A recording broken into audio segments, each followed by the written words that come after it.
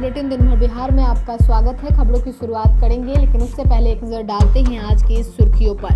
PM बोले, जनता ने हमारे विकास के मॉडल को परखा और समर्थन दिया है। सीएम नीतीश ने खोला पिटारा, शेखपुरा लखीसराय को दी करोड़ों की सौगात। लालू पर बरसे मंगल पांडे, जेल बेल वाले कर रहे विकास की बात। जनसुराज का अकाउंट नहीं, फंडिंग कहां से, जेडीयू ने खोली पोल। मुकेश सहनी ने जनता से की अपील, वोट की कीमत समझिए। अनंत सिंह की जमानत याचिका पर कोर्ट का आया बड़ा फैसला। गया में जेडीयू नेता की हत्या, पुलिस ने 3 आरोपियों को दबोचा। मुजफ्फरपुर में एनकाउंटर, पिस्टल छीनकर पुलिस पर चलाई गोली। सरकारी स्कूल में अब ऐप के जरिए बनेगी बच्चों की हाजिरी। बिहार में एक बार फिर मौसम का बदला मिजाज, बढ़ेगी ठंड। अब खबरें विस्तार से। राज्यसभा में बोलते हुए पीएम मोदी ने कहा कि कांग्रेस के मॉडल में परिवार पहले सबसे ऊपर है। उन्होंने कहा कि देश की जनता ने हमारे विकास के मॉडल को परखा, समझा और समर्थन दिया है। हमारा विकास मॉडल है, राष्ट्र पहले। पीएम मोदी ने कांग्रेस पर कटाक्ष करते हुए कहा कि आज जातिवाद का जहर फैलाने की लगातार कोशिशें हो रही हैं। 3 दशकों तक दोनों सदनों में ओबीसी सांसद मांग करते रहे हैं कि ओबीसी आयोग को संवैधानिक दर्जा दिया जाए, लेकिन उनकी मांग को बराबर खारिज कर दिया गया। शायद यह उस समय की राजनीति के अनुकूल नहीं था, क्योंकि यह त्रुटिकरण और परिवार प्रथम की राजनीति एजेंडा के अनुरूप नहीं था। पीएम मोदी ने कहा कि आज कांग्रेस को मजबूरन जय भीम बोलना पड़ रहा है और यह कहने पर उनका मुंह सूख जाता है। सीएम नीतीश कुमार ने प्रगति यात्रा के क्रम में शेखपुरा और लखीसराय जिलों का दौरा किया। उन्होंने दोनों जिलों में विकास की कई परियोजनाओं की घोषणा की। शेखपुरा जिले को 133 करोड़ रुपए से अधिक की सौगात दी, साथ ही 172 योजनाओं का उद्घाटन और शिलान्यास किया। नीतीश कुमार ने शेखपुरा जिला के घाटा कुसुम्मा प्रखंड में विभिन्न विकासात्मक कार्यों का जायजा लिया। इस दौरान उन्होंने गगौरा ग्राम में 9.92 लाख रुपए की लागत से खेल परिसर के विकास कार्यों और 14.99 लाख रुपए लागत के राजीव गांधी सेवा केंद्र के जीर्णोद्धार कार्य का शिलापट अनावरण कर उद्घाटन किया। कृषि मंत्री मंगल पांडे भागलपुर पहुंचे और अधिकारियों के साथ एक बैठक आयोजित की। यह बैठक प्रधानमंत्री नरेंद्र मोदी के आगामी 24 फरवरी को भागलपुर आगमन की तैयारी के संदर्भ में थी। इस अवसर पर वे किसानों के साथ संवाद करते हुए एक विशाल जनसभा का आयोजन भी करेंगे। किसान सम्मान निधि की 19वीं किस्त भागलपुर से आरंभ की जाएगी।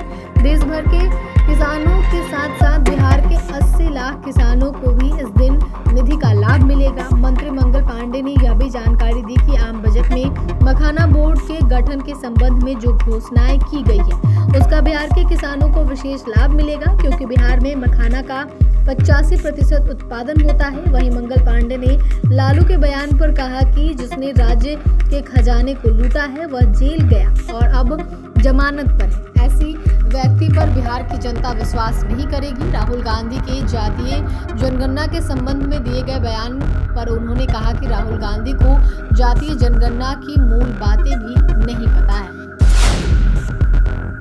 जेडीयू ने जनसुराज पार्टी के प्रमुख प्रशांत किशोर पर चैरिटी ट्रस्ट के जरिए राजनीतिक गतिविधि करने का आरोप लगाया है। प्रवक्ता नीरज कुमार ने कहा कि जनसुराज पार्टी का अपना खुद का बैंक अकाउंट नहीं है। पीके विभिन्न कंपनियों के माध्यम से रुपए लेते हैं। जेडीयू ने आरोप लगाया कि प्रशांत किशोर महात्मा गांधी के नाम पर राजनीति करते हुए बिहार को धोखा दे रहे हैं। वह राजनीति नहीं बल्कि निजी स्वार्थ के लिए धंधा कर रहे हैं। प्रशांत किशोर खुद को जनसुराज पार्टी के संस्थापक बताते हैं, मगर उनकी गतिविधियों पर सवाल खड़े हो रहे हैं। उन्होंने दावा किया कि जनसुराज की स्थापना 28 अगस्त 2023 में ही हो गई थी, जबकि पीके की ओर से इसकी घोषणा 2 अक्टूबर 2024 को की गई थी। उन्होंने सवाल उठाते हुए यह भ्रम की स्थिति क्यों पैदा की गई, इस पर पीके को स्पष्ट करना चाहिए। वीआईपी के प्रमुख मुकेश सहनी ने बेगूसराय में लोगों को संबोधित करते हुए अपने अधिकार के लिए संघर्ष करने का आह्वान किया। उन्होंने कहा कि हमारे पूर्वजों ने जो लड़ाई लड़ी उसका परिणाम है कि आज हम यहाँ हैं। आज आने वाली पीढ़ी के लिए हमें संघर्ष करना होगा। कहा कि बिहार में हर साल बाढ़ आती है, लेकिन अब तक इसका का कोई उपाय नहीं किया गया है। उन्होंने कहा कि यह इलाका भी बाढ़ प्रभावित क्षेत्र है। सरकार की पहली प्राथमिकता जरूरतमंद लोगों को मदद करने की होनी चाहिए, लेकिन आज गरीबों को कोई नहीं पूछ रहा। उन्होंने लोगों से एकजुट होकर वोट की कीमत समझाने की अपील की।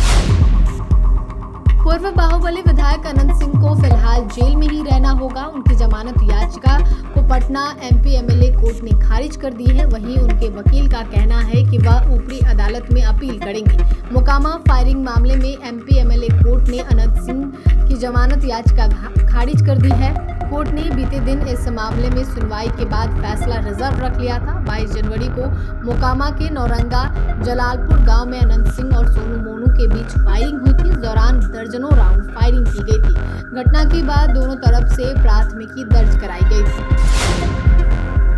गया के बेलागंज थाना क्षेत्र में जेडीयू नेता को गोली मार दी गई। गोली लगने से मौके पर ही उसकी मौत हो गई। जेडीयू नेता बेलागंज थाना क्षेत्र के चुरिहार गांव के रहने वाले थे और बेलागंज प्रखंड के जदयू महासचिव और अपने पंचायत के उपमुखिया भी थे। गोलीबारी की घटना के बाद इलाके में दहशत का माहौल है। जानकारी के अनुसार चुरिहार गांव के रहने वाले महेश मिश्रा बीती रात एक भोज में शामिल होने गए थे। भोज खाने के बाद वह अपने घर चुरिहार को लौट रहे थे। वह चुरिहार स्थित अपने मकान से चंद मीटर की दूरी पर ही थे कि अपराधियों ने गोलियां चलानी शुरू कर दी। अपराधियों की गोली जेडीयू नेता महेश मिश्रा को लगी और उनकी घटनास्थल पर ही मौत हो गई। घटना में शामिल 3 आरोपियों को गिरफ्तार कर लिया गया है।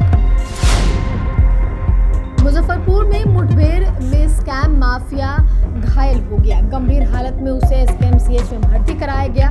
डीएसपी के मुताबिक पुलिस उसे गिरफ्तार करने गई थी, लेकिन उसने पुलिस टीम पर ही फायरिंग शुरू कर दी, जिसके बाद जवाबी फायरिंग में उसके पैर में गोली लगी। पुलिस अभिरक्षा में उसका इलाज चल रहा है। मुठभेड़ में घायल स्मैक कारोबारी का नाम मनोज शाह है। पिछले 1 दशक से स्मैक कारोबार में सक्रिय था। लंबे समय से पुलिस इसके पीछे पड़ी थी। इसी बीच पुलिस को गुप्त सूचना मिली थी कि मनोज नगर थाना इलाके में देखा गया है। इसके बाद नगर थाना पुलिस ने उसे गिरफ्तार करने की कोशिश की, लेकिन उसने दारोगा की पिस्टल छीनकर फायरिंग कर दी, जिसके बाद पुलिस टीम ने जवाबी कार्रवाई में फायरिंग की।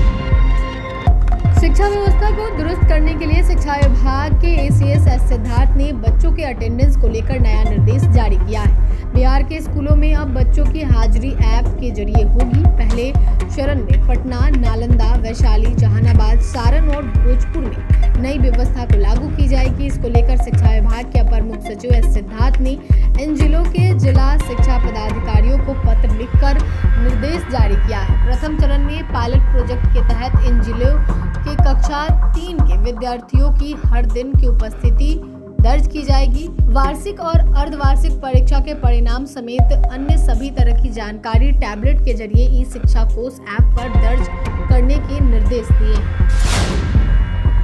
बिहार में एक बार फिर मौसम का मिजाज बदलने से ठंड में इजाफा होने की संभावना है। मौसम विभाग के अनुसार प्रदेश में सर्द उत्तर पश्चिमी हवाएं चलेंगी, जिससे न्यूनतम तापमान में 3 से 4 डिग्री सेल्सियस तक गिरावट दर्ज की जा सकती है। इससे सुबह और शाम के समय ठंड अधिक महसूस होगी। मौसम विज्ञान केंद्र पटना के अनुसार उत्तर भारत के पर्वतीय क्षेत्रों में एक नया पश्चिमी विक्षोभ पहुंच चुका है। ऐसे में एक बार फिर तापमान में गिरावट देखने को मिलेगी। खासकर सुबह और शाम के समय ठंड का असर बढ़ेगा। हालांकि यह स्थिति केवल 2 से 3 दिनों तक बनी रहेगी। इसके बाद न्यूनतम तापमान में धीरे धीरे बढ़ोतरी हो सकती है। 8 फरवरी को एक नया पश्चिमी विक्षोभ सक्रिय होने की संभावना है। हालांकि इसके प्रभाव को लेकर मौसम विभाग ने अभी कोई ठोस अनुमान जारी नहीं किया है। प्रदेश में मौसम के उतराव चढ़ाव के बीच अगले कुछ दिनों तक ठंड का असर बना रहेगा।